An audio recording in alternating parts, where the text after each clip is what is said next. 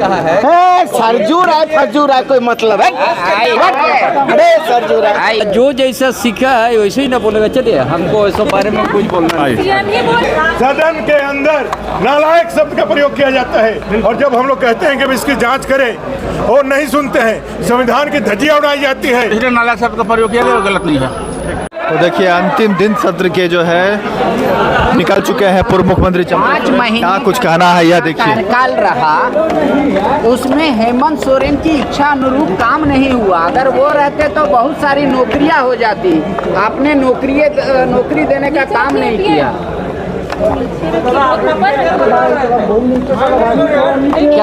क्या आप हमको पूछ रहा है? हेमंत जी ने ऐसा बोला कि 5 महीना अगर वो बाहर रहते तो बहुत बच्चों को नौकरी मिल जाता। उस समय आप पार्ट 2 तो उन्हीं से पूछा, हमको क्या पूछा? आप बोल रहे थे हेमंत पार्ट 2 है। बाद में बोलेंगे। चले। अच्छा, कैसा लगा हेमंत जी का भाषण और विपक्ष का रवैया? सीनियर विधायक है, ये आखिरी है 5 साल में। देखिए, 5 साल हम लोग पूरा किया। और अपना जो जैसा समझ में वो अपना किया, अपना प्रदर्शन किया। हम इसीलिए किसी के ऊपर में इस तरह से किसी प्रकार का लांछन भी नहीं चलाएंगे। सब बराबर है, जो जैसा अपना समझ में उसी तरह काम किया। सीपी सिंह जी बोल रहे नालायक बोलना उचित बात नहीं था। आपको क्या लगा मुख्यमंत्री जो जैसा सीखा है वैसे ही ना बोलेगा। चलिए, हमको इस बारे में कुछ बोलना नहीं। जैसा सीखा है वैसा ही बोलेंगे, यह कहना है चंपई सोरेन का, जो पूर्व मुख्यमंत्री हैं। उन्होंने कहा कि जो जैसा सीखा है वो इस तरह का जवाब दिया गया है। तो स्वास्थ्य मंत्री बन्ना गुप्ता भी निकल चुके हैं, उनका क्या कुछ कहना है ये देखिए। नेता ने सदन में झूठ का पुलिंदा तोड़ने का काम किया, जिस चीज़ का उनको इंतजार ही रह गया, जवाब मिला नहीं। हम लोग भी उनसे जवाब ही खोज रहे थे। हम लोग भी उनसे पूछ रहे थे कि भाई आपने बालू जो बेचा, आप बेचने में माहिर लोग हो, तो ये बालू क्यों बेचे? ये तो बहुत छोटी चीज़ थी। जब आप लोग ने इतना बड़ा चीज़ बेच दिया, जो है BCCL, CCCL, MTNL, BSNL, rail, जहाज, बंदरगाह सब बेच दिया, तो छोटा बालू तो माइनर मिनरल है, इसको काहे बेच रहे हो? कोयला पूरा लूट लिया, 1,35,000 करोड़ हमारा रॉयल्टी खा गए, तो आप इतना छोटा बालू को क्यों ये कर रहे हो? अरे क्या बोलेंगे हम लोगों को? हम इनसे पूछ रहे हैं कि भाई 2 करोड़ लोगों को रोजगार कहाँ गया? नोटबंदी आपने किया था, नोटबंदी का क्या फलाफल हुआ? हम इनसे पूछ रहे हैं कि आपने बोला था 100 दिन में जो है स्विस बैंक से पैसा आ जाएगा, वो 15 लाख मिल जाएगा, उसका क्या हुआ? तो इनके पास तो कोई जवाब नहीं है। ये हमसे क्या पूछेंगे? हमने तो इतनी सारी स्कीम दिया है। ओल्ड पेंशन स्कीम हमने लागू किया है, सर्जन पेंशन स्कीम हमने लागू किया है, पोटो हो खेल योजना हमने लागू किया है, उद्योग नीति हमने लागू किया है, जल समृद्धि योजना हमने लागू किया है, नीलांबर पीतांबर जल समृद्धि योजना हमारा लागू किया हुआ है। 5 लाख से 15 लाख रुपया जो है हम लोगों ने स्वास्थ्य लाभ देने का काम किया। अभी हर हमारे जो इतने कर्मचारी हैं उनको स्वास्थ्य बीमा से जोड़ने जा रहे हैं। तो ये लोग क्या बोलेंगे? इनके पेट में दर्द हो रहा है। चूँकि मुद्दा विहीन विपक्ष है, इसलिए केवल शोर शराबा, नाटक नौटंकी का अखाड़ा बना दिया, और जनता ने जिस आशा विश्वास से इनको चुना था, उनके आशा विश्वास को इन लोगों ने तार तार कर दिया। लेकिन नालायक की आपत्ति जताया है लोगों ने, सदन के नेता के मुंह से ये शब्द शोभा नहीं देता है। देखिए, अब मतलब वो कत्ल भी करते हैं तो चर्चा नहीं होती, हम आहें भी भरते हैं तो हो जाते हैं बदनाम। है बाबा, आप करने नहीं करते नालायक? अरे भैया, नालायक तो बाप बेटे को भी बोलता है, जब नहीं पढ़ता है। हम लोगों को भी मेरे पिता ही बोलते थे नालायक है, तो नालायक जो सरजू राय जी ने कहा है सरजू राय फजू राय कोई मतलब है? अरे सरजू राय। तो अब तक के नेता प्रतिपक्ष अमर बावरी निकल गए हैं, अब क्या कहना है? झारखंड के लोगों के सवालों का जवाब निरुत्तर रह गया। सिर्फ और सिर्फ राजनीतिक नौटंकी करके माननीय मुख्यमंत्री जी चले गए। जो वायदे 2019 में उन्होंने किया था और जिसके दम पर आए थे चुन करके, फिर उन्हीं वायदों को पोस्ट डेटेड चेक के साथ जनता को बेवकूफ़ बनाने के लिए देने का काम किए। इनके पास उपलब्धि के नाम पर सुनने हैं। ये पूरी तरह से लोकतंत्र की हत्या करने वाले लोग हैं। 5 लाख बेरोजगारों को रोजगार देने के वायदे पर इन्होंने क्या कहा? कुछ नहीं कहा। 5,000 7,000 बेरोजगारी भत्ता देने वाले उनके वायदे पर क्या कहा? कुछ नहीं कहा। CGL जैसे JPSC की परीक्षाओं के CBI जांच हो, उस पर क्या कहा? कुछ नहीं कहा। इन्होंने नियोजन नीति, स्थानीय नीति पे कुछ नहीं कहा। खतियान आधारित नियोजन नीति पे कुछ नहीं कहा। इन्होंने अनुबंध कर्मी, चाहे वो मनरेगा कर्मी हो, चाहे सहायक पुलिस कर्मी हो, चाहे फिर हमारा पोषण सखी हो, सहिया कर्मी हो, पारा शिक्षक हो, ऐसे कंप्यूटर ऑपरेटर से लेकर के संविदा और अनुबंध कर्मियों के बारे में इन्होंने कुछ नहीं कहा। हम लोगों ने पूरे झारखंड प्रदेश के इन विषयों को लेकर के उनके सामने रखा था, लेकिन मुख्यमंत्री हम लोगों ने कहा था कि वो भागेंगे, वो भाग गए और नेता प्रतिपक्ष को बोलने का ही मौका नहीं दिया। देश के अंदर इनके नेता प्रतिपक्ष राहुल गांधी जी को बोलने के लिए असीमित अधिकार चाहिए, लेकिन झारखंड में नेता प्रतिपक्ष को बोलने के लिए इनके पास 5 सेकंड बोलने के लिए क्या, जनता के सवालों को सुनने का उनके पास 5 सेकंड का भी दम नहीं है। इस सरकार ने तुष्टीकरण की पराकाष्ठा को पार करी।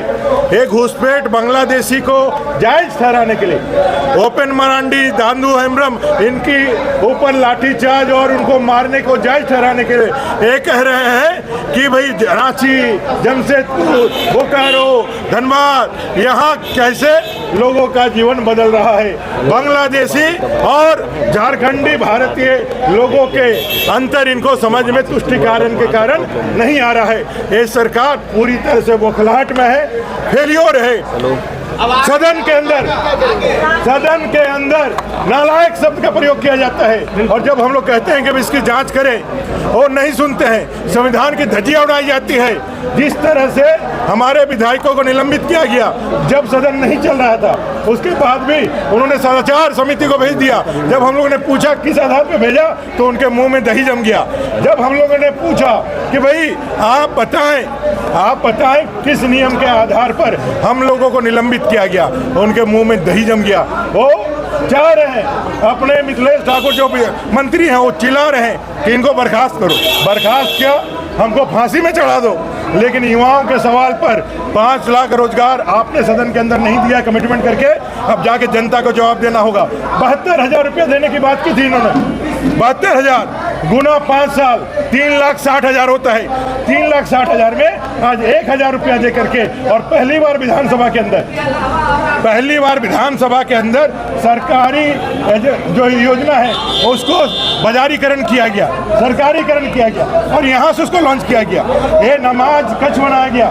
इन सारे बिंदुओं को लेकर के हम लोगों ने जवाब चाहा, लेकिन इस सरकार ने अपने फेलियर को ही दिखाया। हम लोगों ने इस स्पीकर को हटाने के लिए नोटिस दिया है। 158 एक कार संचालन नियमावली झारखंड के तहत इस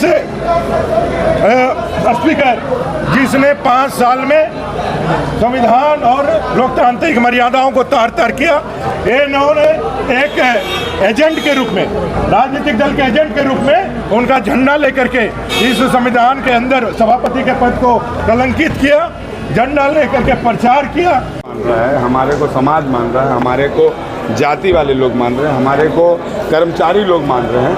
तो इनके मानने या ना मानने से, या इनके बोलने से या ना ही बोलने से हमारे को कोई फ़र्क नहीं पड़ता। आने वाले समय में 1.5 महीना समय है, 2 महीना समय है चुनाव का। चुनाव होगा, नतीजा आएगा, सबको साफ हो जाएगा दूध की तरह कि किसने काम किया, किसने नहीं काम किया। हमने पारा शिक्षकों का काम किया, हमने OBC रिजर्वेशन का काम किया, हमने ओल्ड पेंशन स्कीम का काम किया, हमने सन्ना धर्म कोड को पास करके भेजा, हमने CPL को किया, हमने सैया सेविका को किया, हमने 1,050 लाख महिला को पैसा देने की बात कही। तो ये तो हमने काम किया है, इंफ्रास्ट्रक्चर में काम किया। JSLPS को इनके सरकार में 600 करोड़ मिला था, हमारे सरकार ने 10,000 करोड़ दिए। वो तो पता चलेगा कि किसने काम किया। आंगनबाड़ी नहीं थी पंचायत में, आंगनबाड़ी की भवन नहीं थी पंचायत में। हमारी सरकार में हर पंचायत में आंगनबाड़ी का भवन देने का काम किया। आप पता कर लीजिए कौन सा पंचायत आंगनबाड़ी के भवन से जुटा है। या फिर टेंडर हो गया होगा, या फिर काम चालू होगा, या फिर शिलान्यास होने जा रहा होगा। विपक्ष सदन में टाटा कर रहा था आप लोग। वो इसलिए टाटा, हम तो टाटा नहीं कर रहे थे, वही टाटा कर रहे थे। अब पूछ रहे हैं क्या हुआ क्या हुआ क्या हुआ, भानु जी पूछ रहे हैं। भानु जी ये भी तो बता दें दवा घोटाला का क्या हुआ। बीजेपी में जाने से दवा घोटाला बंद हो गया, अपने बारे में नहीं बता रहे। अनुप जी जेल जाने के क्रम में अपने पिता को मंत्री बना देना, ये भी भानु जी के करतूत का अनुप जी आप करतूत है जो हम लोग ने देखा है। झारखंड की सियासत चर्चा की है मुख्यमंत्री जी। देखिए मुख्यमंत्री जी ने हमेशा अपने भाषण में बोला है आदिवासी, मूलवासी और झारखंडी, लेकिन मुख्यमंत्री जी ने यहाँ पे ये बात इसलिए कही क्योंकि जितना लोड झारखंड पे रहना चाहिए था उस पर इन्होंने कभी बात नहीं किया। आखिर विपक्ष आदिवासी की बात क्यों नहीं करता, विपक्ष मूलवासी की बात क्यों नहीं करता, विपक्ष झारखंडियों की बात क्यों नहीं करता, विपक्ष खाली हिंदू मुसलमान की बात क्यों करता है। अगर बात करना है तो जो लोड बोला गया है कि बोकारो पर पड़ा, जमशेदपुर पे पड़ा या धनबाद पे पड़ा या रांची पे पड़ा, क्योंकि औद्योगिक क्षेत्र था तो औद्योगिक क्षेत्र के चलते सभी को उसका फ़ायदा मिलना चाहिए था। लेकिन अगर आप 5 आदमी के घर में 15 आदमी को घुसा दीजिएगा तो वो 5 आदमी भी संतुष्ट नहीं हो पाएंगे। तो ये किसके कार्यकाल में हुआ, ये बीजेपी के कार्यकाल में हुआ, 20 साल के बीजेपी के कार्यकाल में हुआ। वो कह रहे हैं कि बांग्लादेशियों की तुलना भारतीयों से क्यों हो रही है, चाहे बिहार के हो, बंगाल के हो, झारखंड। किसने तुलना किया, किसने तुलना किया? मुख्यमंत्री जी के बारे में किस आपने सुना क्या, आप भी तो देखते ही है ना, किसने तुलना किया बांग्लादेशियों का तुलना बिहारियों से किसने तुलना किया? किसी ने नहीं किया।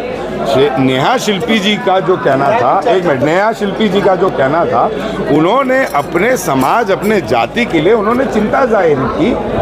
उन्होंने कहा कि अभी भी लोग बिहार से आ रहे हैं, जब बंटवारा हो गया तो बंटवारे के बाद भी नहीं आना चाहिए। उन्होंने वो बात कही, उन्होंने कहीं बांग्लादेश का नाम नहीं लिया।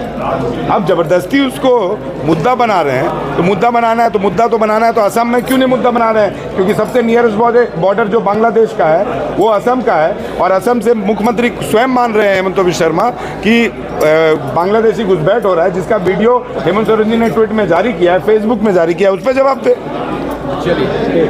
देखिए हम लोगों को नालायक कहा, हम लोगों ने मुख्यमंत्री जी को कहा कि आप गो बैक, ये आपका अंतिम सत्र है, आप जाइए, आपकी विदाई है, और एनडीए कम सुन, एनडीए आ रही है, आप जा रहे हैं, ये हम लोगों ने उनको कहा है। उन्होंने नालायक कहा, जितने भी मांग हम लोगों ने रखे थे एक भी मांग उन्होंने नहीं माना, और एक भी मांग पर उन्होंने कोई जवाब नहीं, जो वादा उन्होंने किया था एक भी वादा पर जवाब नहीं आया। नाराज हो के आप लोग जा रहे हैं? पूरी तरह से नाराज हम लोग हैं, क्योंकि जब आप कोई बात को आप माने नहीं तो भाई इतना दिन से हम लोग आंदोलन कर रहे हैं, आवाज़ है, आपने जो वादा किया था वादा को पूरा नहीं किया। मतलब थोड़ा रहता है, हम लोग की जो सरकार है, जो हम लोगों ने वादा किया था पूरा करने का हम लोगों ने काम किया। नालायक शब्द का जो आप लोगों ने उपयोग किया, इनका कहना है कि उचित नहीं था ये सब हल्का फुल्का चलते रहता है।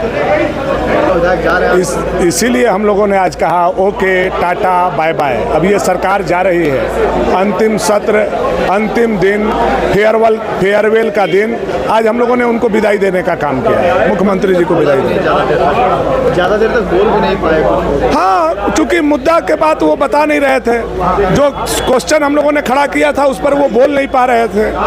15 सूत्री मांग पर एक भी शब्द उन्होंने कहने का काम नहीं, एक भी शब्द। उन सारे सवालों का जवाब मुख्यमंत्री ने अपने अभिभाषण में दिया।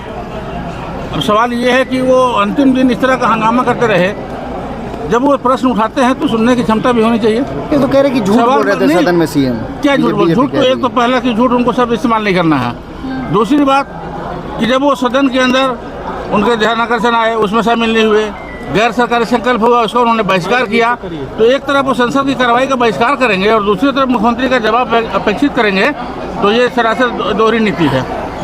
मुख्यमंत्री ने सारे सवालों का जवाब दिया है, उनके पास फुर्सत नहीं था, वो सुनना नहीं चाहते थे, बशर्ते कि उनके पास मुद्दा है ही नहीं, कोई मुद्दा है नहीं, वो केवल बस हवाबाजी करना चाहते हैं, और हवाबाजी में है तो ये संदेश राज्य को गया है कि हवाबाजी में उनका सदस्य भी अब जाने वाला है। नालायक शब्द का प्रयोग किया गया, उसको लेकर बीजेपी का कहना उचित नहीं था। ये क्या नालायक शब्द का प्रयोग किया गया, बीजेपी का कहना है कि उचित नहीं। वो किसी व्यक्ति विशेष के लिए नहीं कहा गया है नालायक शब्द, व्यक्ति विशेष के लिए नहीं कहा गया है, वो कॉमन वे में कहा गया है।